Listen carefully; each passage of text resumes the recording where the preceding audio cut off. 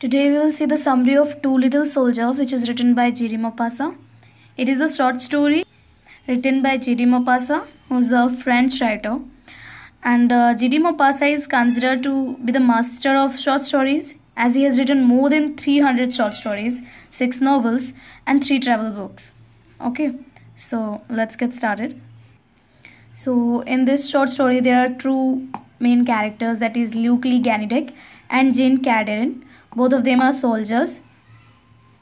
Now if we'll see the nature or behavior, तो Luke जो है is quite open-minded, whereas Jean is very conservative.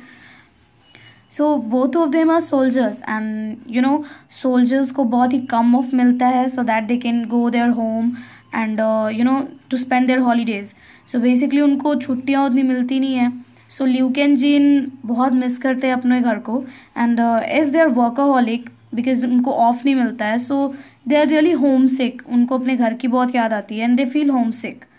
So it is their habit कि वो every Sunday को अपने barracks से, that is वो जहाँ रहते थे वहाँ से दूर जाते थे, out of country जाते थे, and and अपना पूरा Sunday वहाँ spend कर देते थे.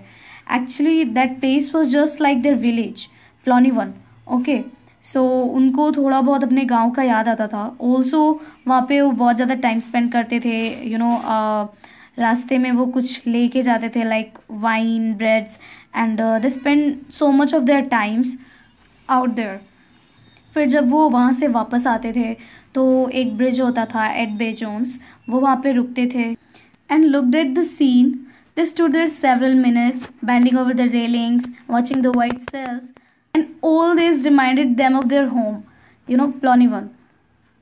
So all these are their schedules or their, routine, her Sunday ka.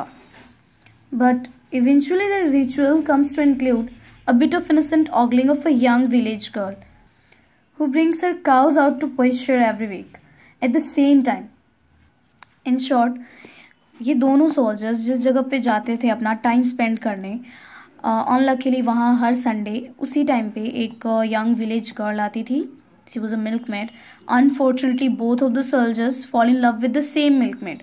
Okay, both of them have a same feelings for her. As always वो हमेशा अपने बैरक से एवरी संडे जाते थे.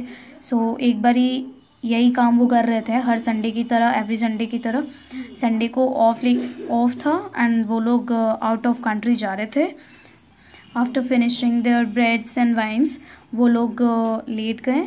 सो the young village girl, she just noticed them and she asked with them that you guys are here, like आप रोज आते हो? एंड दे सेड या. फिर उनके छोटे मोटे कन्वर्सेशन हुए. Now as both the soldiers fall in love with the same milkmaid, but दोनों उनको एक्सप्रेस नहीं कर पा रहे थे मिल्कमेड को.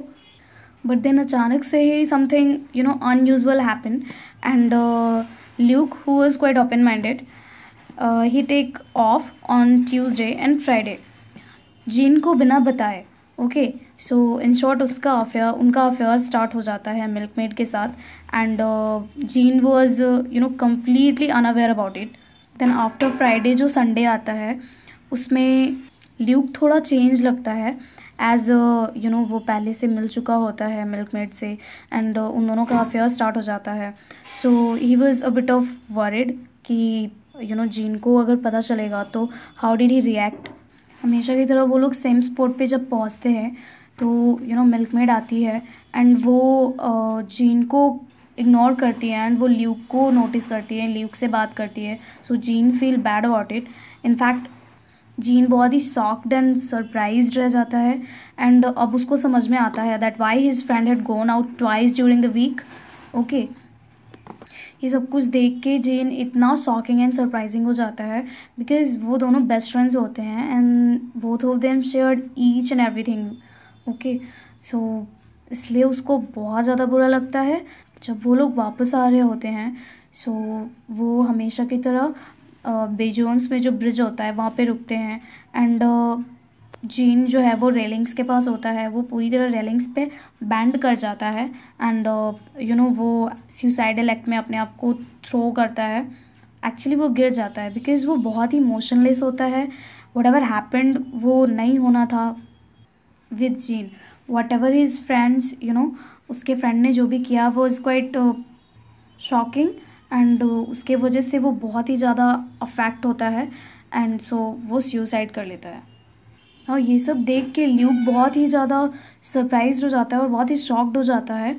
एंड देन वो बस नीचे देखता है, एंड जीन कुछ टाइम के लिए ऊपर आता है, उसका हाथ ऊपर आता है, एंड देन अगेन वो अंदर पानी के अंदर पूरी तरह से कम्प्लीटली उसमें चला जाता है.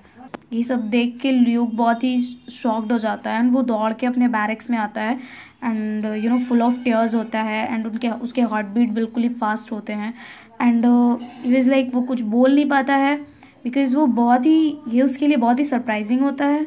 ऑल्सो उसको बहुत ही गिल्ट फील होता है whatever he had done उसको लेके. And then that's how this stories end. So the moral of the story is, like in this story, a traditional love triangle is brought into sharp focus and gives the moral that a person and his best friend can't love the same person. So this is it. Thank you.